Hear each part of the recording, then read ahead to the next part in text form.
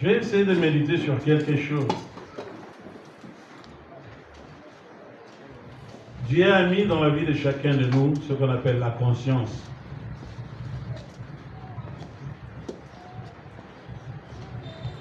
Et dans notre conscience, c'est une lumière que Dieu a placée en nous pour savoir discerner le bien et le mal.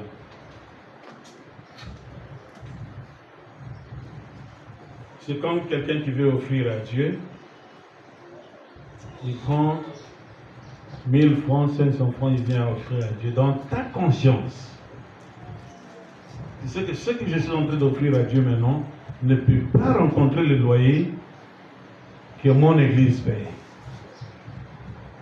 Mais tellement que tu es endurci, tellement que tu as une conscience flétrie, une conscience qui ne travaille pas, tu es là. Mais en tout, sachez-le bien, c'est une semence que nous faisons. C'est une semence que nous sémons. Mais au finish, au bout du tunnel, c'est ce Dieu-là qui aura à nous rétribuer. Parce qu'il est dit dans la parole de Dieu, on ne se moque pas de Dieu. Ce que l'homme aura semé, il le moissonnera. Il le moissonnera. Et il le moissonnera certainement.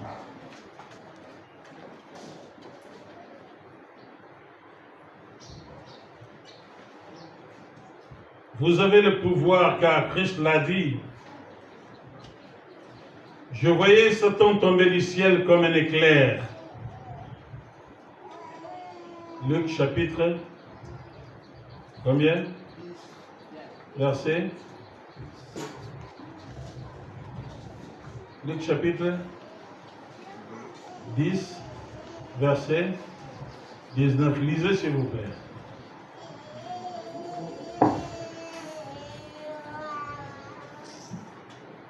Luc chapitre 10, le verset 19.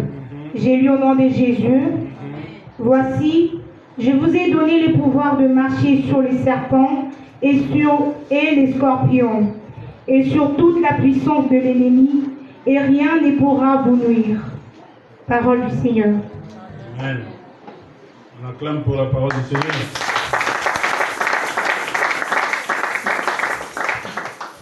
S'il n'y avait pas un monde parallèle au monde que nous sommes aujourd'hui, vous pensez que ces esprits-là pouvaient venir nous nuire? Mais si Christ le dit, c'est parce qu'il y a des esprits qui nuisent aux gens de notre génération, voire même des générations passées. Je vais vous démontrer une puissance de nuisance que les démons ont.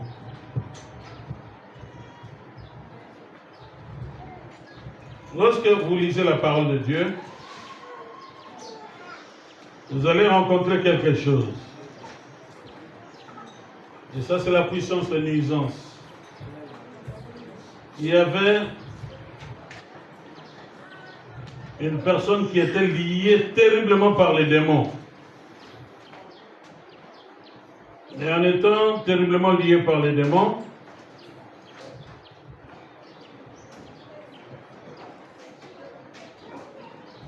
les démons étaient extrêmement violents. Et là, on parle de légions et de légions de démons, de légions et de légions de démons. Et ces légions de démons pouvaient réduire la personne en esclave ou en un fou qui habitait dans des tombes. Est-ce que vous me suivez? Vous me suivez? Les tombes étaient devenues l'habitation de la personne. L'habitation de la personne. Pour vous qui croyez qu'il n'y a pas un monde parallèle, un monde invisible qui contrôle les humains, cette parole des Écritures peut nous élucider pour comprendre l'illustration issue d'une réalité que Dieu nous donne dans Luc chapitre 8, le verset 26 jusqu'à 30. S'il vous plaît, si vous pouvez lire, mademoiselle. Luc chapitre 8, le verset 26 jusqu'à 30. J'ai lu au nom de Jésus. Vous pouvez aller même jusqu'à 33. J'ai lu au nom de Jésus. Ils abordèrent dans le pays des Géraséniens, qui est vis-à-vis de la Galilée. Lorsque Jésus fut descendu à terre, il vint au-devant de lui un homme de la ville qui était possédé de plusieurs démons. Depuis longtemps, il ne portait point de vêtements et avait sa demeure non dans une maison, mais dans les sépulcres. Tenez-vous là, vous allez continuer, tenez-vous toujours debout. Ce monsieur qui était possédé par plusieurs démons, quel était l'impact ou quelle était l'influence de ces démons vis-à-vis de la vie de cette créature créée à l'image de Dieu? Qu'est-ce qu'il faisait? Il faisait que ce monsieur puisse porter les habits? Hein? Alors faites attention, même le fou que vous voyez, il y a beaucoup d'esprits qui contrôlent leur vie. Et il ne faut pas les prendre à la légère. Et qu'est-ce qu'il faisait? Il habitait dans la maison, dans sa maison. Ah, où est-ce que ce fou habitait? Ah, il habitait dans des tombes et des sépulcres, n'est-ce pas? Attention avec le monde que nous vivons. Il y a un monde parallèle, il y a un monde parallèle. Oh, mon maître a dit ceci, Jésus-Christ de Nazareth, mon Seigneur. Il m'a dit ceci. Veillez et priez, car le diable rôde comme un lion, rougissant, cherchant qui? Dévorer. Vous prenez ces paroles à légère? Alors ne priez pas. Alors ne faites rien pour votre famille. Alors ne faites rien pour votre vie. La responsabilité nous incombe, peuple de Dieu, maman, papa, serviteur de Dieu, servante de Dieu. Nous avons une responsabilité dans nos foyers, dans nos églises, dans ces pays. Pourquoi? Parce que Dieu nous a placés comme des sentinelles. Et les sentinelles ne sont pas là pour croiser les mains et pour dormir ou somnoler. Ils sont là pour veiller jour et nuit pour pouvoir recevoir quelque chose de la part de Dieu. Si aujourd'hui rien ne marche dans nos vies, dans nos familles, tout ça comme ça, nous allons jeter la blâme à qui? Vous êtes la personne à jeter la blâme. Pourquoi? Parce que Dieu nous a déjà donné la provision. Et il nous faut faire usage de la provision que Dieu nous a donnée. Dieu nous a donné la provision. Je voyais Satan tomber du ciel comme un éclair. Et bien voilà, je vous ai donné le pouvoir de marcher sur les serpents et sur... Lorsque nous voyons les serpents, nous voyons l'image de Satan en personne. Les scorpions, nous voyons les histoires venimées, les hommes toxiques, les sorciers qui sont toxiques, les magiciens qui sont toxiques, les occultistes qui sont toxiques.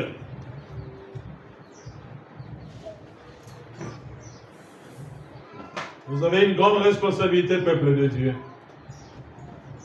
Et aujourd'hui, nous n'avons pas le temps à perdre pour croiser nos bras afin que nous puissions naviguer dans nos internets, dans nos WhatsApp qui nous emballent tous, dans les réseaux sociaux. Oui, c'est bien, il y a des réseaux sociaux, il y a des émissions qui nous exhortent, qui nous fortifient, il y a des émissions qui ouvrent notre intelligence ou notre esprit pour connaître tout ce qui se passe dans le monde pour que nous puissions prier en rapport et en fonction de ce qui se passe dans le monde. Continuez, mademoiselle. Ayant vu Jésus, il poussa un cri, se jeta à ses pieds et dit d'une voix forte, « Qu'y a-t-il entre moi et toi, Jésus, fils du Dieu très haut? Je t'en supplie, ne me tourmente pas. » Car Jésus commandait à l'esprit impur de sortir de cet homme, dont il s'était emparé depuis longtemps. On les gardait liés de chaînes et les fers aux pieds, mais il rompait les liens et il était entraîné par le démon dans le désert. Jésus lui demanda, « Quel est ton nom ?» Les gens, répondit-il, car plusieurs démons étaient entrés en lui. Juste là, tenez-vous debout, mademoiselle, ne vous en faites pas. Lorsqu'ils avaient vu Jésus,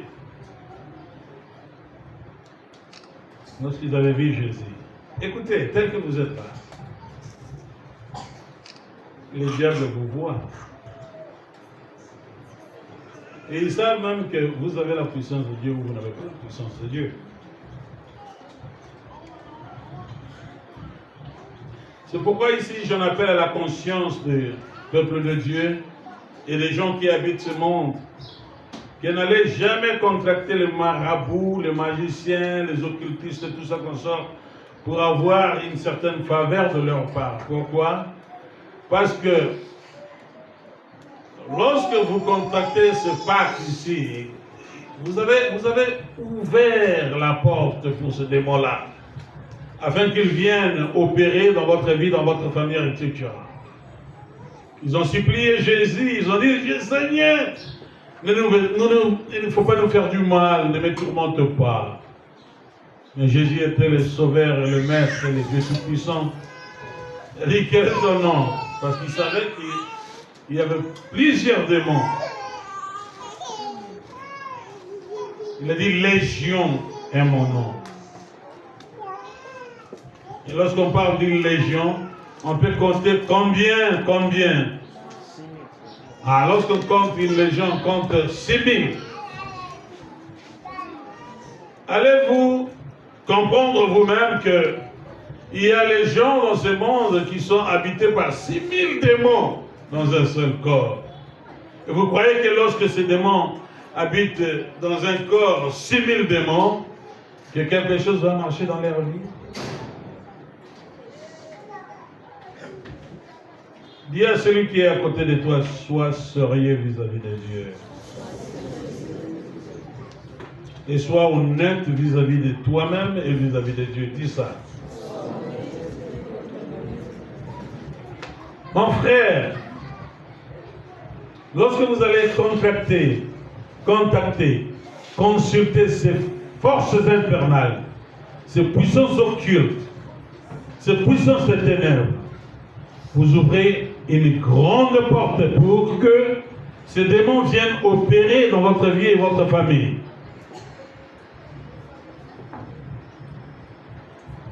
Légion est mon nom, à peu près 6000 démons. 6000 démons.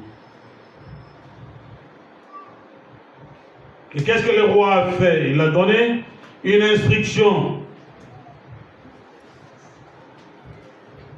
Et allez-y un peu plus bas, vous allez voir comment les démons les supplient pour qu'ils ne puissent pas les renvoyer quelque part, mais qu'ils puissent les renvoyer là où ils voulaient. Allez-y. Et ils priaient instamment à Jésus de ne pas leur ordonner d'aller dans l'abîme. Il y avait là, dans la montagne, un grand troupeau de pourceaux qui pesaient, et les démons supplièrent Jésus de leur permettre d'entrer dans ce pourceau. Il le leur permit. Les démons sortirent de cet homme, entrèrent dans les pourceaux, et le troupeau se précipita à des pentes escarpées dans le lac et se noya. Parole du Seigneur. Et qui connaît le nombre de pourceaux qui étaient là? Vous connaissez le nombre de pourceaux qui étaient là? Pour voir la valeur d'un homme, à peu près 2000 pourceaux, 2000 cochons. La Bible dit qu'ils prièrent Jésus. C'est ça qui me surprend que Jésus peut même exaucer les démons. Ils prièrent Jésus de ne pas les envoyer dans l'abîme. Parce qu'ils savaient que dans l'abîme, c'est là où il y a la souffrance, une souffrance à outrance. Le Seigneur ne nous envoie pas dans l'abîme. Et Jésus les exauça et il envoya ces 6000 démons là où il y avait ces 2000%. Peuple de Dieu, arrêtez de faire de la blague avec l'œuvre du Seigneur. Arrêtez de prendre à la légère les grands prix que Dieu a versés sur la croix de Calvaire pour nos vies.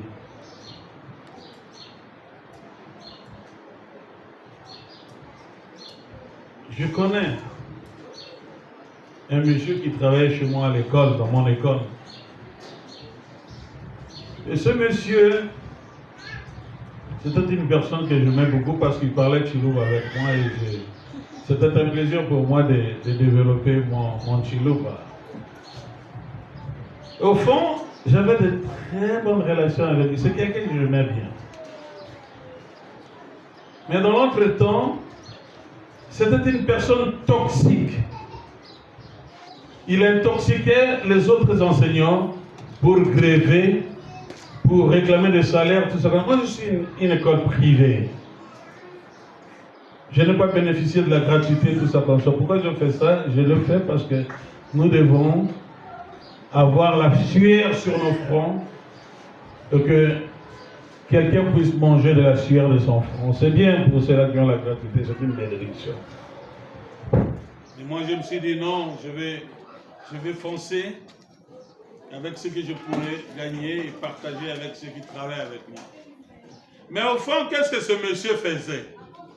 Il était toxique parce qu'il intoxiquait les enseignants qui étaient là.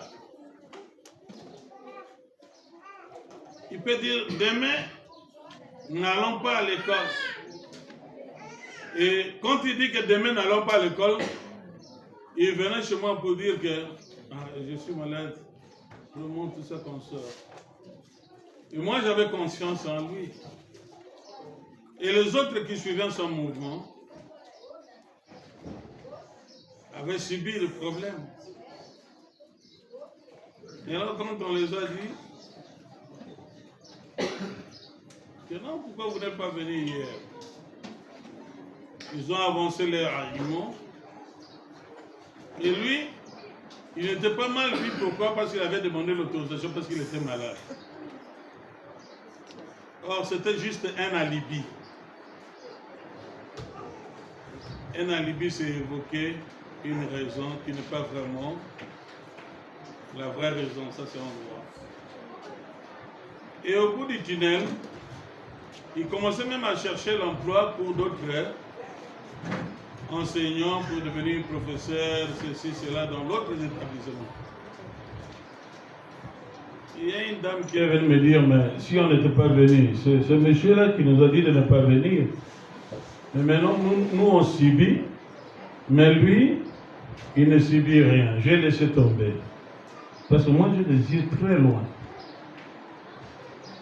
Combien ont quitté les églises à cause de personnes toxiques? Mon frère, ma soeur, vous allez payer un jour. Vous avez influencé beaucoup de personnes. Et ces gens-là ne quittent pas, hein? Ils ne quittent pas. Mais un monsieur était très intelligent. Il a dit, mais mon frère, toi, tu travailles comme moi. Pourquoi tu viens chercher du travail pour moi pendant que moi je suis ici à Wisconsin School et toi tu veux me trouver un travail d'un directeur quelque part dans un établissement? Toi tu n'as pas besoin de ça. Et d'ailleurs toi tu as 10 enfants, moi je n'en ai que 6, 5 ou 6. Il dit écoutez, moi je ne suis pas un rameau. Les rameaux, quand le vent souffle, qu'est-ce que cela fait? Hein? Cela ballotte, n'est-ce pas? Cela peut être flexible. Lorsque ça souffle de ce côté, ça va de ce côté. Ça souffle de ce côté, ça va. Donc cela ballotte, cela est flexible. C'est-à-dire, moi je ne suis pas un rameau. Je ne sais pas pourquoi Dieu m'a placé sur Wisconsin Sport. C'est pour une raison. Comment vous pouvez laisser votre vie, quelqu'un vous influencer? Non, allons sur Kanluka. Il y a une dame qui voit tout comme si c'était de quoi?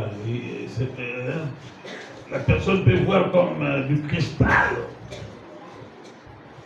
Mais qui vous dit que si vous vous concentrez, que vous donnez votre temps au Seigneur, que le Seigneur n'est pas capable de vous indiquer, de vous montrer tout ce qui se passe autour de vous? Et un jour, je lui ai appelé, j'ai dit, monsieur, je connais des enseignants, un des enseignants qui est toxique dans l'établissement ici.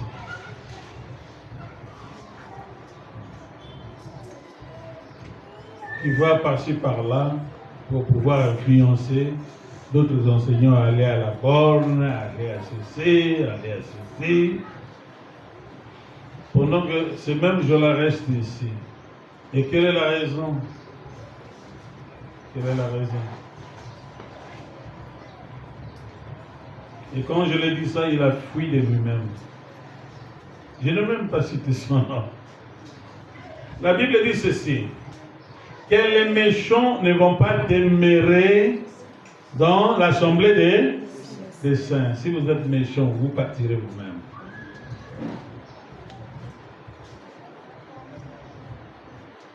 Vous partirez vous-même, de vous-même vous partirez.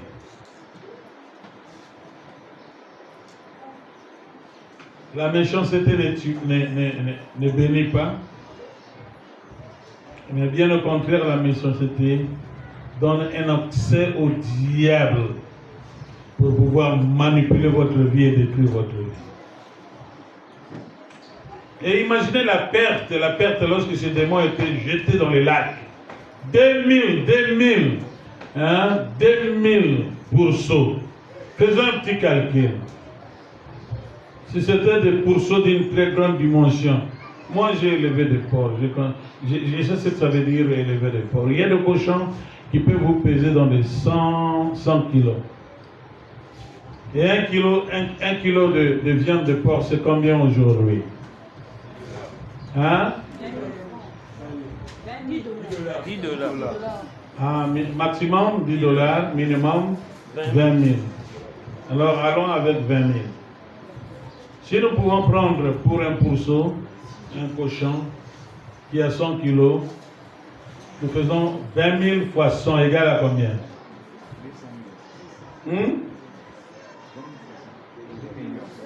20 000 fois 100 égale à combien? Alors maintenant, prenez 2 millions fois 2000 égale à combien? C'est en termes de milliards maintenant. Égale à combien? Égale à 4 milliards, n'est-ce pas? Et aujourd'hui, le taux en dollars, c'est combien? Faites un petit calcul. 4 milliards divisé par 26 000. Et mettez 26 000.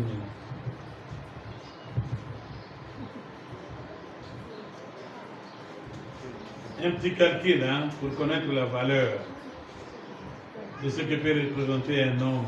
Pour que Dieu veut que cet homme soit sauvé, qu'il soit délivré, afin qu'il soit affranchi pour servir le Tout-Puissant, le Roi des Rois, le Seigneur des Seigneurs.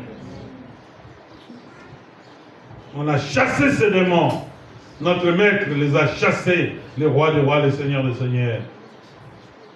Et ce monsieur était révélé dans sa raison. Il pouvait vivre convenablement, libéré de la puissance du mal et de la puissance des ténèbres.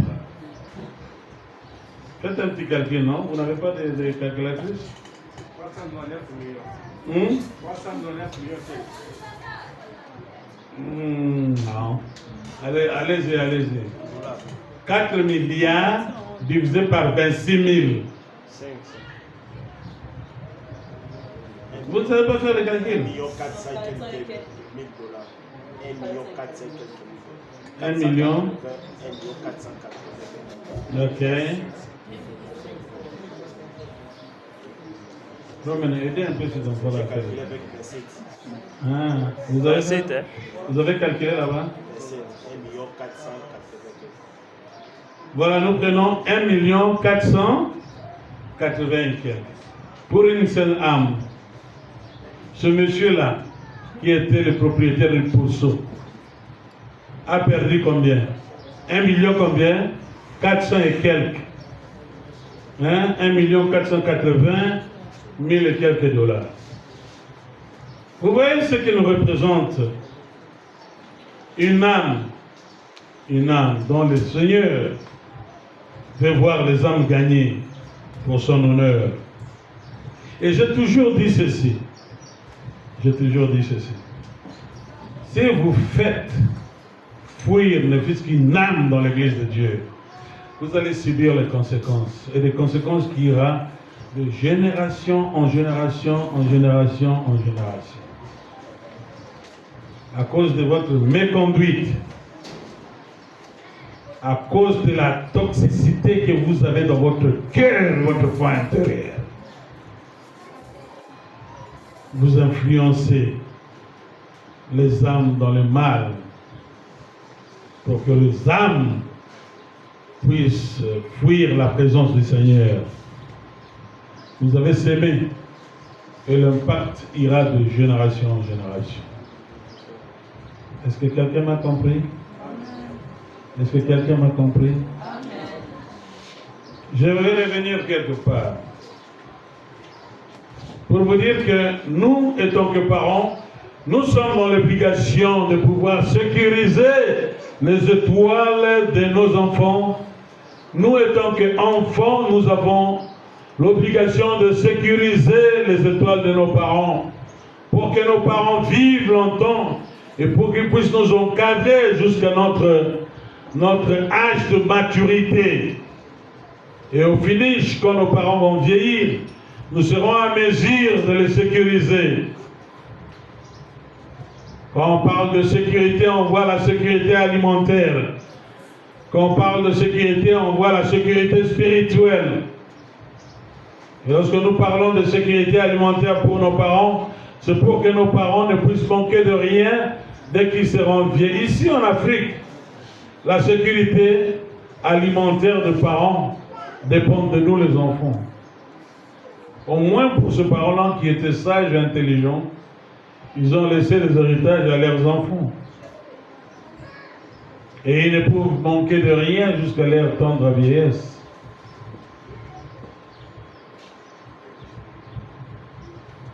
Lorsque nous servons Dieu avec beaucoup de tact. Et servons-les selon les règles du jeu. Servons-les dans la sanctification. Servons Dieu comme Paul l'a dit.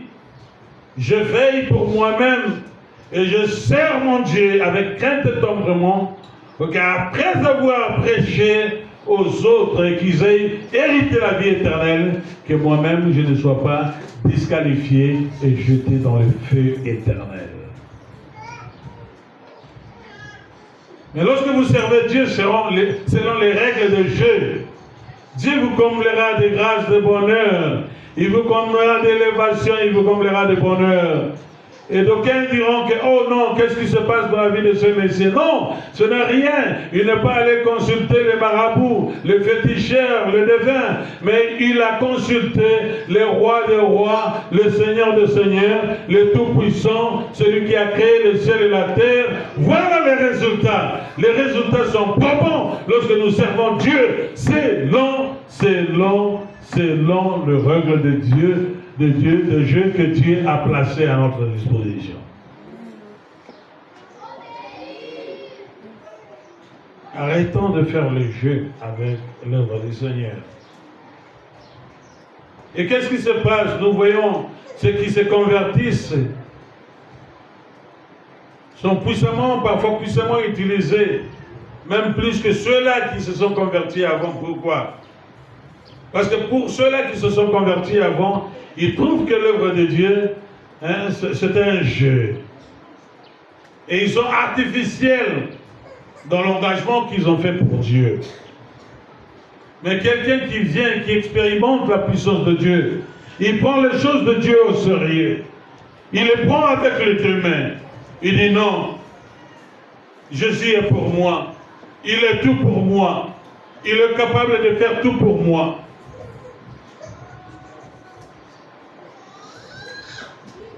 Et lorsqu'on grandissait dans le Seigneur, il y avait une chanson que j'aimais bien. Écoutons l'appel du berger, il sait ses brebis en danger. Il les appelle avec amour. Cherchez-le, cherchons-les, cherchons-les. Savons-nous les pédinames, cherchons-les, cherchons-les. La voix du Seigneur les appelle. Est-ce que vous comprenez ça? La voix du Seigneur est en train de chercher les brebis perdues, mais Christ ne pourrait pas descendre ici pour chercher les brebis perdues. C'est toi qui es en collaboration avec le roi des rois. C'est toi qui coopère avec le Seigneur, qui travaille en harmonie avec ce Dieu-là pour pouvoir chercher les âmes perdues. Arrêtez de blaguer avec le ciel, arrêtez de blaguer avec l'œuvre du Seigneur, arrêtez de blaguer avec les âmes du Seigneur. Apportons la nourriture, une nourriture qui pourrait apporter la vie pour ceux qui vous écoutent.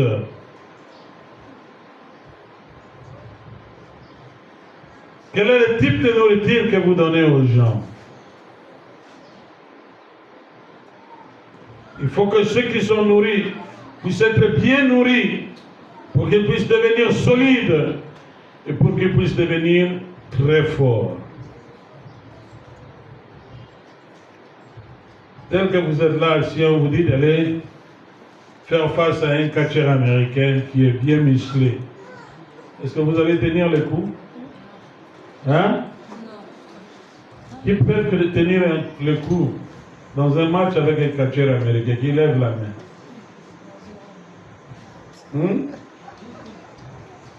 Physiquement, je ne parle pas de cela qui fait sortir les yeux des gens, des intestins. Non, je ne parle pas de la sorcellerie ou de la magie.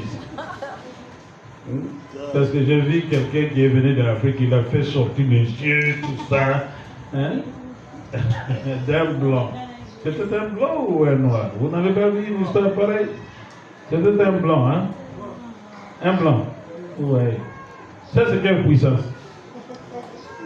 Et vous niez qu'il n'y a pas un monde parallèle. Qu'est-ce qui pourrait faire que ce monsieur puisse ôter les yeux d'une personne vivante d'un autre pays d'arrêt? Hein? Mais les démons sont là, ils existent. Les démons, si vous blaguez avec les démons, ils peuvent vous anéantir, détruire votre famille, détruire votre vie. Ils peuvent même brouiller votre étoile. Tenez, tenez, tenez. Je vous ai parlé de mages, n'est-ce pas? Oui. Ils étaient dans leurs recherches et tout ça comme ça. Mais un jour, lorsqu'ils se levèrent, ils trouvèrent que l'étoile qui était prévue, selon leurs recherches, où devait naître le roi des Juifs, avait apparu, n'est-ce pas? Et ils avaient dit à tout le monde, nous voyons l'étoile. Cette étoile-là est une indication qui montre à suffisance que le roi des Juifs est né, n'est-ce pas? Et ils se sont dit, nous allons nous enquérir quelque part chez Hérode. Lorsqu'ils allaient pour chercher là où l'enfant était né, le roi des Juifs, qu'est-ce que l'étoile faisait? Qu'est-ce que l'étoile faisait? L'étoile leur guidait. L'étoile le guidait. Mais quand ils sont arrivés chez Hérode, quand ils sont entrés, est-ce que chez Hérode, ils pouvaient voir l'étoile? Non. Hein? Non. Quels sont les types de connexions que vous avez qui peut faire que l'étoile qui pouvait vous indiquer puisse être brouillée? C'est Dieu qui avait protégé l'étoile de son enfant bien-aimé. Et qu'Hérode ne pouvait pas voir cette étoile-là. L'étoile avait disparu, n'est-ce pas? Parce qu'il y avait un Dieu qui contrôlait tout. Et rien ne pouvait venir empêcher ou être contrecarré par quoi que ce soit pour que l'enfant Jésus ne puisse pas arriver à accomplir l'œuvre que Dieu l'avait destinée sur la terre des humains. Et lorsque le mage sortit, qu'est-ce qui s'est passé? L'étoile?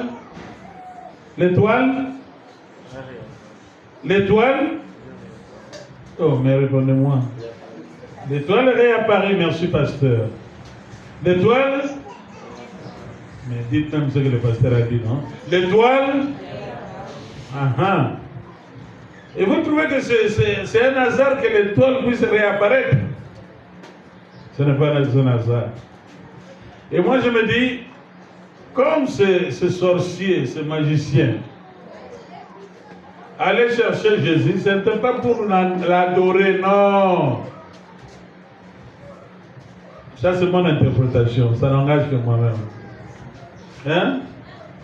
Ils allaient pour quoi? Pour chercher à chasser ce qui était dans la vie de ce grand roi. Mais l'étoile les dirigeait au moment où ils sont arrivés, là où l'enfant Jésus était né, l'étoile était immobilisée. Et c'était un signe à suffisance pour dire que en ce lieu est né le roi des rois, le seigneur des seigneurs, le roi des Juifs. Amen.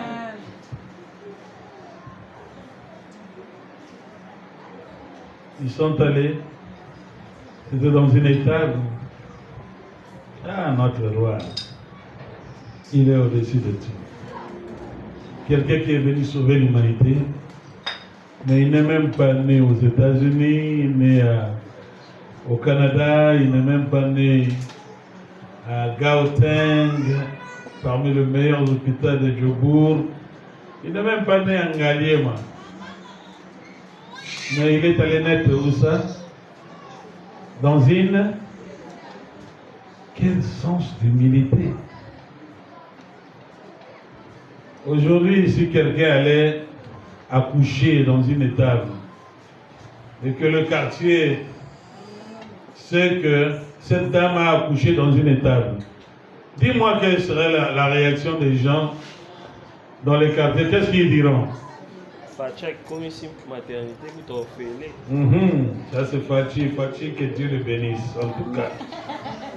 Depuis que je suis né, je n'ai jamais vu un président qui donne la maternité gratuite. Ça c'est bien pour pouvoir équilibrer les pertes humaines qui se sont causées à l'Est là. Avec la maternité gratuite, il faudrait que les Congolais puissent se multiplier jusqu'à ce que nous puissions atteindre 200 000 personnes. Mais c'est gratuit, non? Quel est ton problème?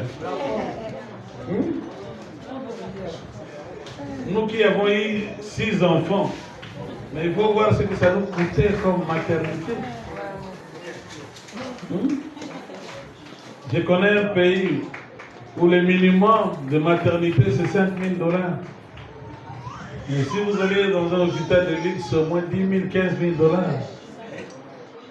Mais je suis heureux d'être né congolais. Vous êtes contre moi. Si vous aviez aimé ça, vous pouviez acclamer d'être né congolais.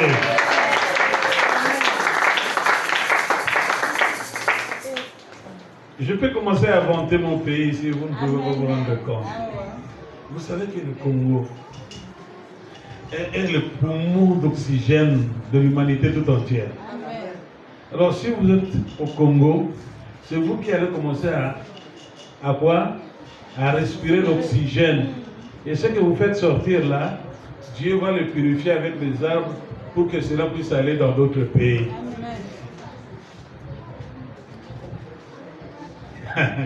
Tu ne connais pas ta valeur de que tu es là, toi, Congolais. Tu ne connais même pas la valeur de ton pays.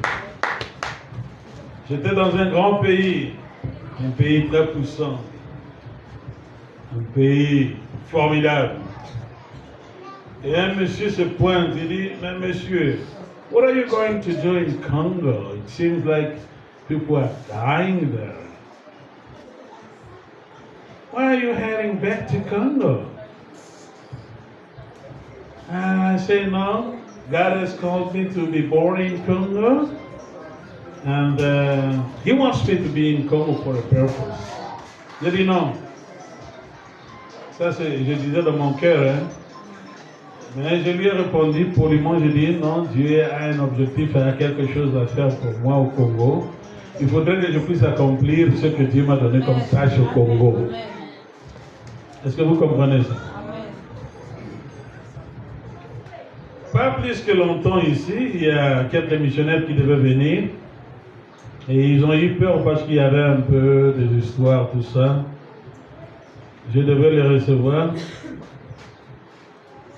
Les missionnaires qui devaient venir dernièrement ici.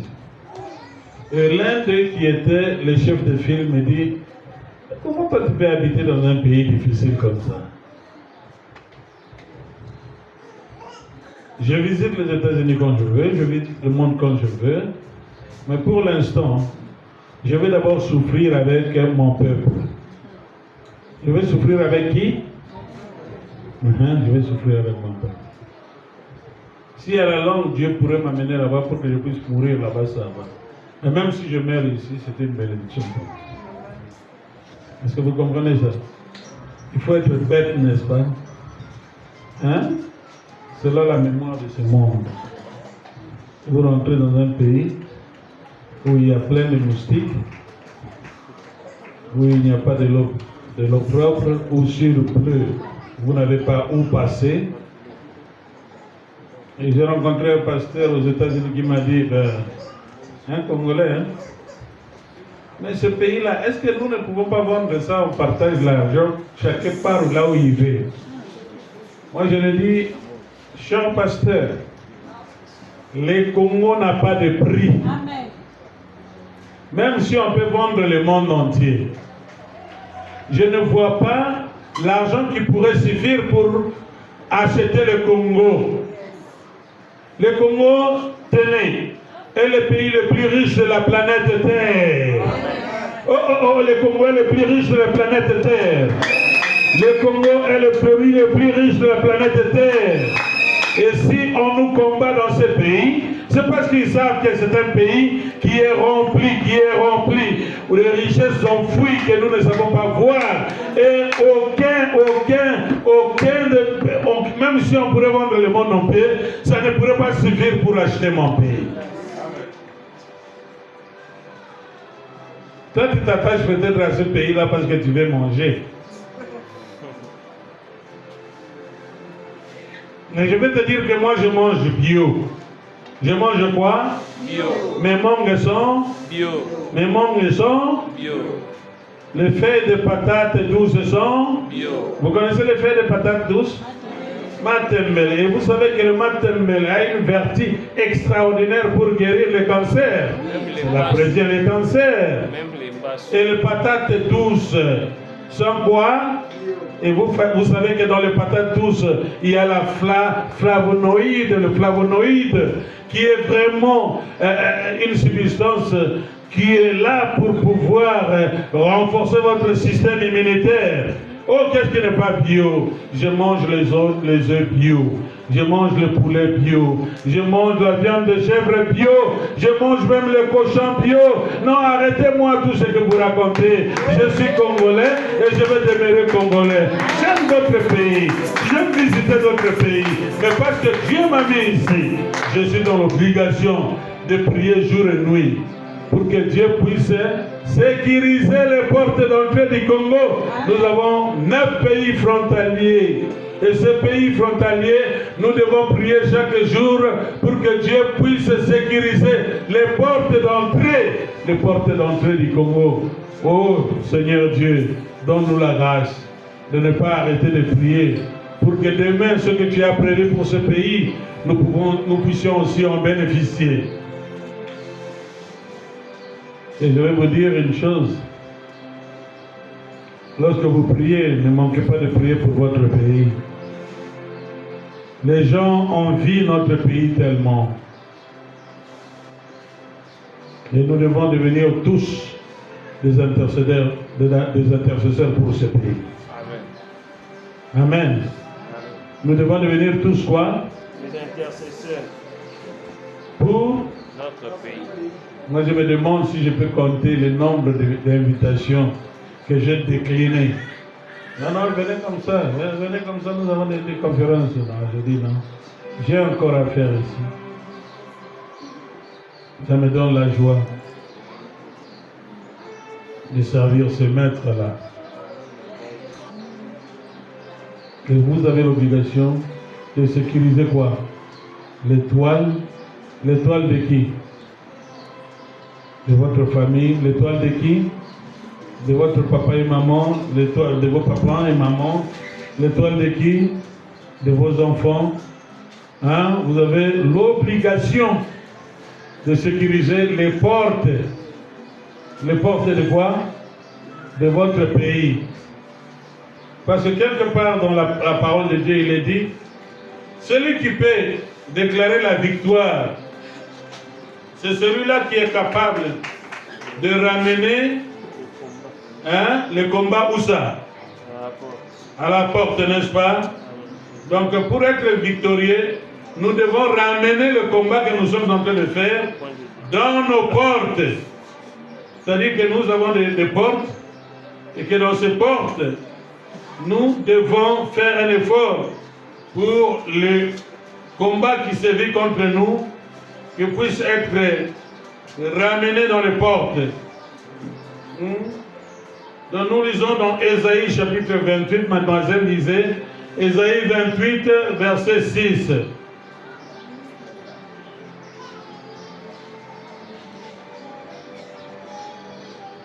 Ésaïe 26, verset 6. Verset 6.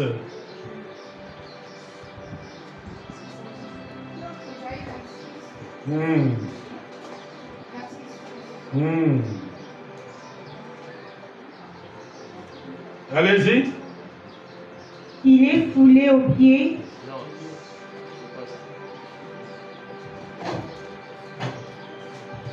Ésaïe 26. Ésaïe Un 28. esprit de justice pour celui qui est assis au siège de la justice. Un esprit de quoi? De justice. Un esprit de quoi? De De justice. justice. Oh, béni soit la nation. La nation. La nation dont la justice est pour tous. Allez-y. Et une force pour ceux qui repoussent l'ennemi jusqu'à ses portes. Ah, ce sont les combattants. Il est dit que pour ceux-là qui repoussent les combattants, les warriors, qui combattent et qui repoussent l'ennemi jusqu'à la porte, ceux-là recevront la force qui vient du Seigneur. Tu as arrêté.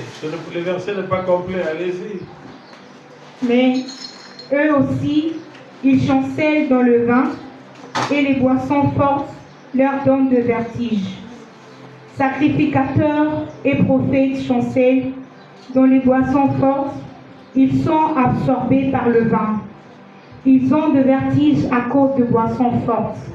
Ils chancellent en prophétisant, ils vacillent en rendant la justice. Toutes les tables sont pleines de vomissements, d'ordures, il n'y a plus de place. À qui veut-on enseigner la sagesse? À qui veut-on donner des leçons? Est-ce à des enfants qui viennent d'être servrés, qui viennent de quitter la mamelle? Car c'est précepte sur précepte, précepte sur précepte, règle sur règle, règle sur règle. Je te remercie. Ah, homme de Dieu, on nous reproche ici, au lieu d'enseigner la justice, tout ça comme ça, mais de rendre la justice, etc. Nous ne faisons que boire nos vins et nous sommes là pour nous enivrer.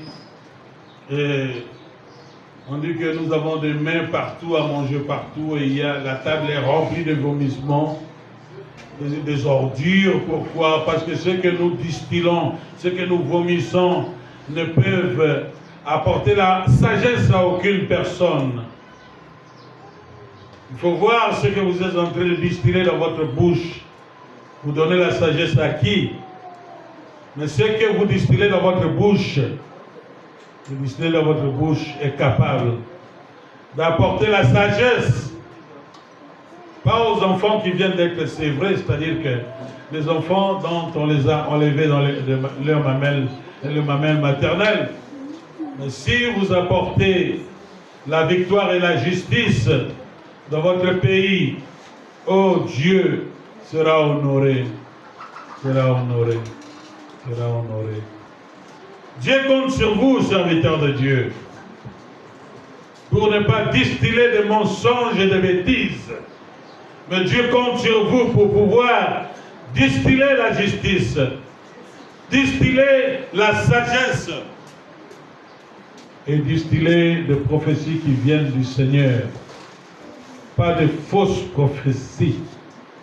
De fausses prophéties entraînent la honte, l'opprobre dans le corps du Christ. Dieu m'a dit ceci, Dieu m'a dit ceci. Qu'est-ce que Dieu t'a dit? Hein? Et lorsque cela ne se réalise pas, qui aura honte?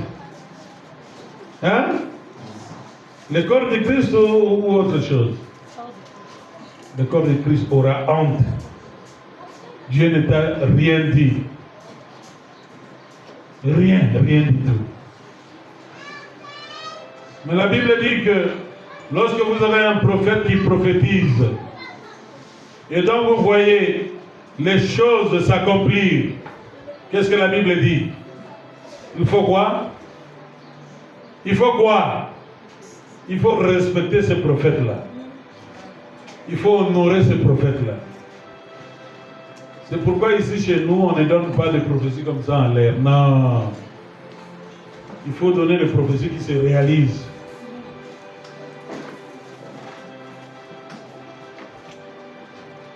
Si ça ne se réalise pas, et vous continuez à dire que rien ne se réalise, un jour je viendrai arracher les micros même pour ceux-là qui sont invités ici et qui donnent des prophéties qui ne tiennent pas debout, des prophéties des prophéties qui sont ici de l'imagination. Na kupoto le micro. Yanga na ba prophétie no ya lokutana. Na kupoto le micro na miso ba to kosambwa. Il prophétise pendant que moi Dieu dit la parole de Dieu. Je ne les ai pas envoyés. Vous croyez qu'être un prophète c'est une blague? Moi j'ai vu cet enfant ici. Il a son lit, son matelas très propre. Mais dormir à l'école, dans le ciment, 2 ans. Et qu'est-ce que vous me direz? Que Dieu ne va pas agir. Hein? J'ai vu le prophète Valentin dormir. 2 ans, il dort sur le ciment.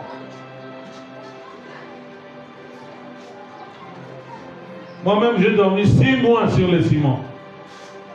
Et quels sont les exploits que je n'ai pas vus? Dieu m'a fait parcourir le monde entier. Singapour, Malaisie, Philippines, Taïwan, Djobour, Zambia. Où est-ce que je peux encore citer? Bruxelles, Paris, USA. Dis-moi encore. Arrêtez! Là, c'est mon village natal, les États-Unis d'Amérique. Et dans mon village natal, je suis à chaque moment que je veux. Non, pasteur, vraiment, Yo commissaire États-Unis si mandako. Oyo meka isusu akosana nini? Kana monoko na yo yebe loko na yaka kosana mboka na ngai te. Mboka na ngai zana valeur pour les kabamboka nyonso mokili. Est-ce que vous pouvez vous rendre compte que tout l'arsenal de haute technologie que nous avons dans les plus grandes armées de ce monde, vous savez que les matières premières viennent du Congo et viennent de Goma. Arrête! J'aime le Congo et je vais continuer à aimer le Congo.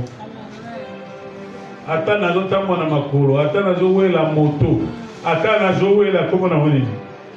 Ketch, ata nazowe la comment on appelle les bis là? 207. Ah non, pas 207. Esprit de vie, l'autre bis là. Oui, Transco, l'autre bis là. Sprinter.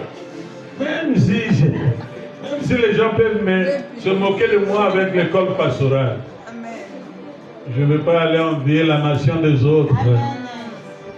Je vais aimer et accepter de souffrir ici. Mais un jour ici au Congo, Dieu se lèvera dans le cœur d'une personne ou d'une autorité pour dire que pasteur, prenez ça. Parce que vous aimez notre nation. Est-ce que vous comprenez ça? Dites Seigneur, donne-moi la volonté et le cœur d'aimer mon pays. Dites ça. Et tenez, nous avons aussi des membres de famille partout, en Amérique, partout dans le monde. Nous devons intercéder pour que les guerres qui n'ont pas leur place. Nous savons que Dieu nous a donné la prophétie que dans les derniers temps, vous entendrez parler de guerre et de bruit de guerre. Oui, mais Seigneur, parce que tu n'es pas encore rentré, Seigneur, pardon Seigneur. Sauve nos frères, nos sœurs, nos mamans, nos papas, qui se cachent dans les brousses, qui sont en train d'expérimenter le safre de la guerre. Tu es capable, Seigneur. Tu es capable. Mettez vos deux mains comme ça. Et dis avec moi, Seigneur Dieu, donne-moi la grâce. Donne-moi la grâce, jour et nuit, de savoir me tenir à la brèche pour intercéder en faveur de mon pays, en faveur de mon président, de mon gouvernement, de tous ceux qui sont élevés en justice. Oui, Seigneur, tu as dit que les magistrats sont des serviteurs de Dieu. Utilise les magistrats comme tes serviteurs. Selon qu'il est écrit dans Romains chapitre 13, que les magistrats sont des serviteurs de Dieu, que Dieu a placés pour rendre justice et pour punir ceux qui font le mal. Oui, Seigneur, bénis notre appareil judiciaire. Couvre-le de sagesse et d'intelligence. Seigneur, nous te prions pour les hommes de Dieu de ce pays.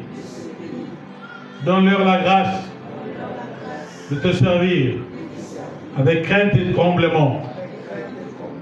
Merci Seigneur. Merci Seigneur. Confonds tous ceux-là qui te servent avec des faits étrangers. Donne-nous la grâce de ne pas être corrompus. Tu es Dieu. Et de génération en génération, tu vas demeurer Dieu. Seigneur, ramène à la raison tous ceux-là qui professent qu'ils sont des serviteurs de Dieu et qui sont en train de promouvoir des relations contre nature. Et qui sont allés très bas jusqu'à pouvoir